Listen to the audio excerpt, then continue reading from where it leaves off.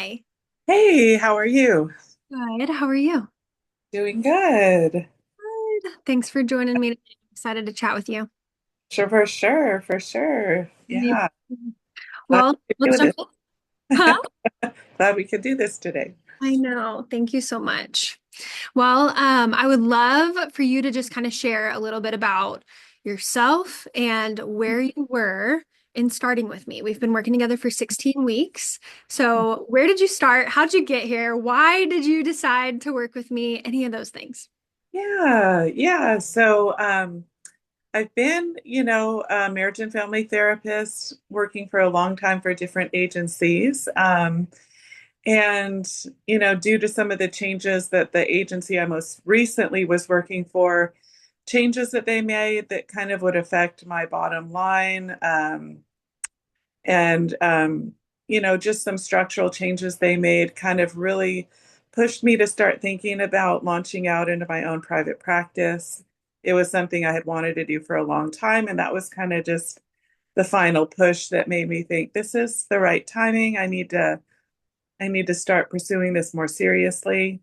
And then that's what led me to connecting with you to kind of help me through those steps of building a private practice on my own and making those steps. Yeah, and so I began working with you about 6 months ago, I would say, and just to begin to develop my plan and become self-employed. Been a journey. You've done so well at all of it. Are you Hmm. feeling better overall? Definitely feeling better. Just more excited now, anticipating certain things, but just glad to be over some of those initial hurdles that felt so big and just different things that I had in my mind were barriers I think I had to get over. Yeah, I think you learned if you just take that first step, the rest will Mhm. follow, right? Like the momentum will continue and it'll carry you through if you can just make the first step. So, watching that Absolutely. has been. Yeah. So, how did the 9 step framework help you Mhm. get from your starting point, Mhm. to kind of dreaming up and thinking about leaving your agency to eventually doing it, at your agency to launching your practice? Yeah. I think it just made the whole process feel a lot more manageable, breaking it down into steps each week, having tasks that I could accomplish that just felt like smaller bites, smaller steps, more manageable to where I look back now and I'm finally like from point A to where I wanted to be. And it didn't feel as overwhelming. And it just kind of felt like, okay, if I accomplish this week, I'm doing something towards my goal. Okay. Okay. Small steps were still steps. Small victories, Yeah, still victories. yeah. And I think you also provided like such valuable resources, whether it was like resources for website, getting a website built, for marketing contacts, kind of the whole gamut of things to just feel like I didn't have to go out and find each one of those things myself. Absolutely. And you shouldn't have to. It's so Mhm. hard to find those things, right? Like this is all the things that we were not taught how to do in grad school. You know, Hmm. it's so easy to sit Absolutely. with people, Yeah. Yeah, job, but this is the stuff that's really difficult and that I hope helped you along the way. So, absolutely. Yeah. what would you say was your biggest mental block or mental barrier in the Mhm. process?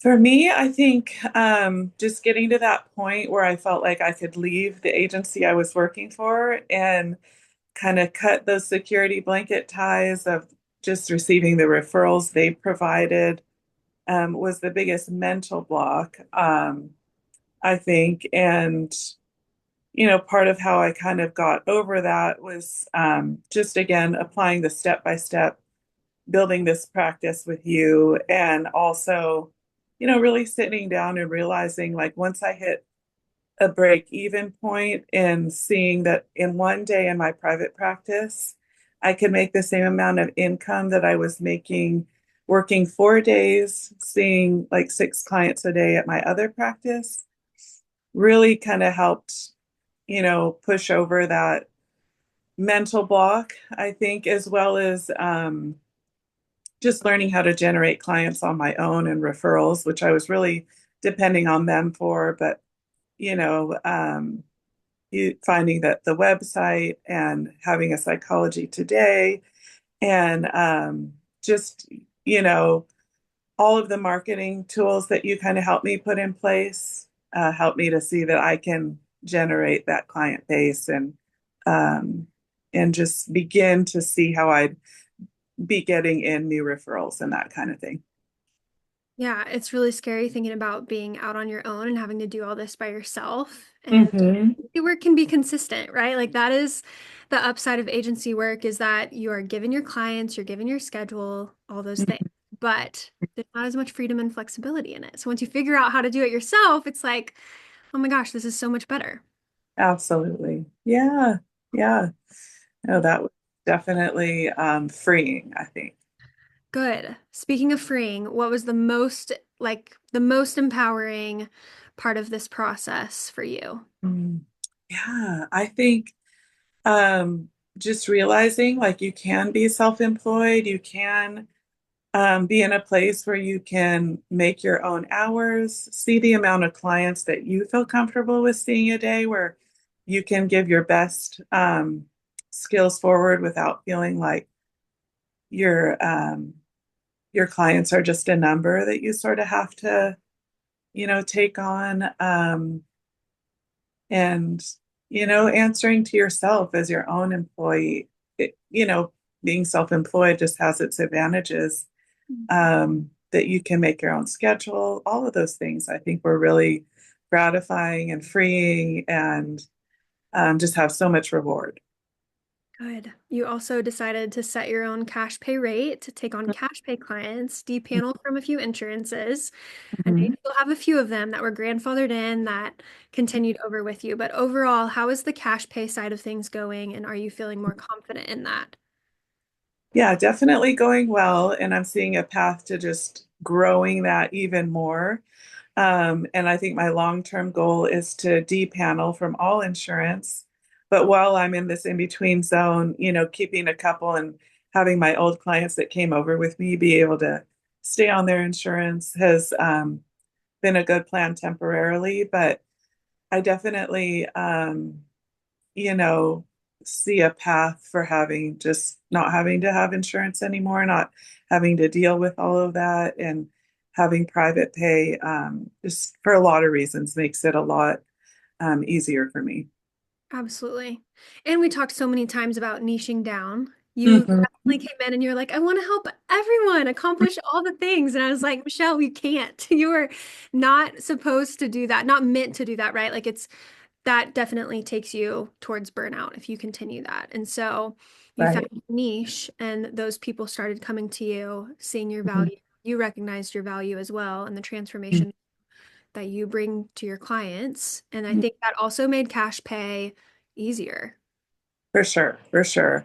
I think just as a clinician, and that's more of an agency model, is just you just take whatever clients are thrown at you, and versus being able to specialize and really think about my ideal client, you really help me kind of work through that and hash that out. And I think that's where, as a clinician, I feel the most joy and the most ease in practice is working with people that it just comes naturally to Mm. provide services to them and to work with them and build that therapeutic alliance. So that's been a really fun process to see is like, oh, you don't have to just take anyone, and you can really work with people that you feel gifted at working with and really specialize in treating.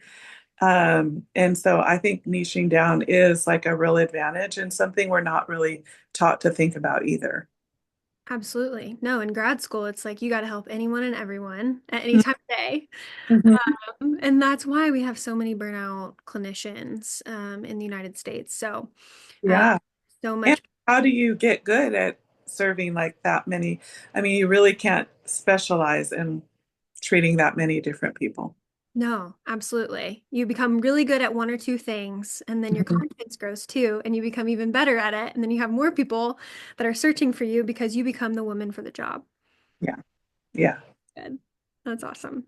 How has this process, I know you mentioned a little bit about like financials and the comparison between taking on your 25, 30, 35 people a week. Hmm. What is your caseload now? But like how has this process enhanced your life financially or given you more work-life balance? Mm. Yeah, definitely. In terms of work-life balance, I feel like I'm not having to work as many hours, which is, being a mom of four and having a home to run and a family. It feels like a better work-life balance. And I definitely, while I still have room to grow and taking on more clients, and I'm still building that aspect, I just don't feel as much pressure. And financially, it's working out right now to see less clients and still be making the same amount while I still have room to grow. Um, it all just feels a lot better. It feels less stressful. It feels like I can choose where my time is going versus that being dictated to me. So all of those things are just huge advantages. Huge. And I Hmm. know at one point, not too long ago, a few weeks, we talked about your actual like percentage increase in Hmm. income, and we were both like, "What?"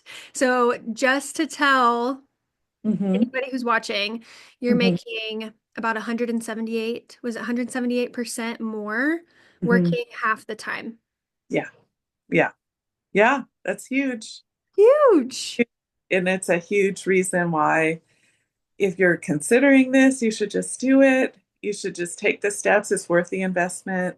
Um, and, all of the nerves or the things that are holding you back, you will figure out with Jordan and Mm.